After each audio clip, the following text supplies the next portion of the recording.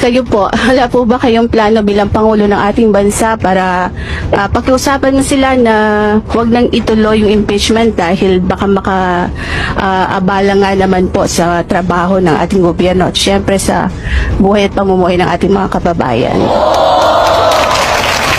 The Senate has no choice. The House has no choice. They have to do this now. Once the impeachment complaint was filed, tumakbo na ang proseso. Sir, may nagsampa na po ng impeachment complaint against Vice President Leni Robredo. I want. Do you think, sir, may basehan po para ma-impeach nga po siya? What are your thoughts po? Look, we just had an election. Guys, lay off. Stop it. Can do other things, but do not tinker with the structure of government. I will not countenance it.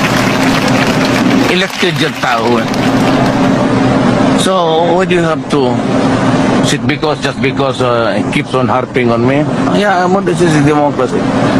It's freedom of speech. Wala naman, there are no overt acts.